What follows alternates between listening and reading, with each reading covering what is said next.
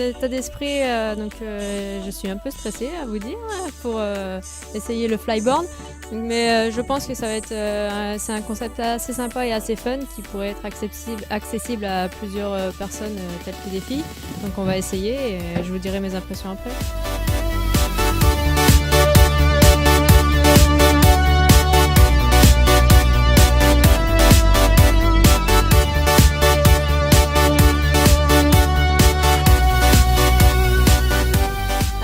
Le flyboard, comme je vous ai dit, c'est vraiment un concept super génial. Je viens d'essayer, je me suis régalée. J'ai fait un quart d'heure dans l'eau très très fraîche et pourtant je me suis très bien amusée. Un peu complexe au départ pour se lever, mais dès qu'on a le coup en main, c'est parti.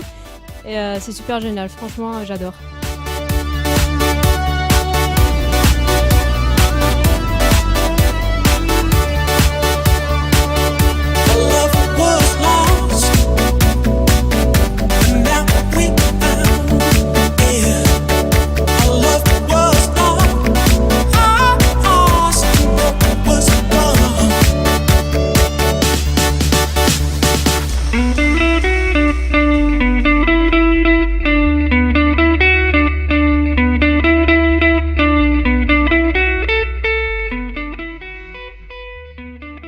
Alors le fonctionnement est très simple en fait, c'est un tuyau qui vient se connecter à n'importe quelle turbine d'un jet ski ou d'un engin comme vous avez vu sur la première vidéo. Ça peut s'adapter sur n'importe quel jet, il suffit d'une puissance de à peu près 100 chevaux pour déjà décoller à 2 mètres de haut quoi, en fait. Après il est recommandé d'avoir à peu près 150 chevaux. Avec 150 chevaux là vous pouvez atteindre la hauteur maximale du tuyau, c'est-à-dire à peu près 5-6 mètres.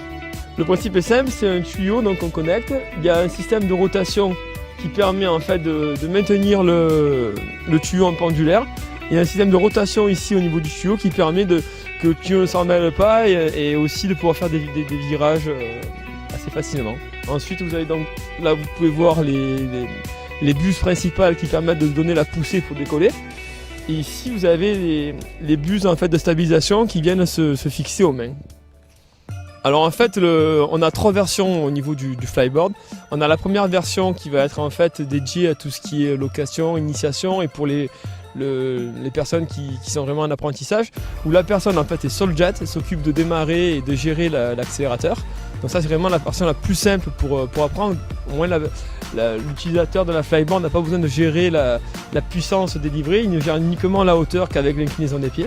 Ensuite on a la deuxième version de la flyboard qui là permet en fait de démarrer, d'avoir un coupe-circuit, d'arrêter le jet depuis la flyboard, mais aussi d'accélérer grâce à en fait un potentiomètre qui passe le long du tuyau. Donc en fait l'utilisateur de la flyboard peut être seul et sans personne sur le jet en fait.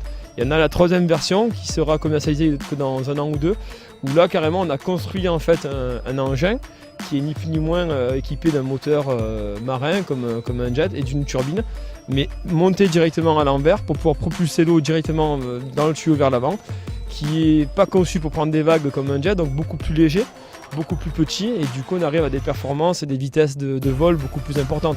Avec un jet en 250 chevaux, vous allez atteindre à peu près 25 km/h, là on arrive avec notre engin à atteindre à peu près 40 km/h.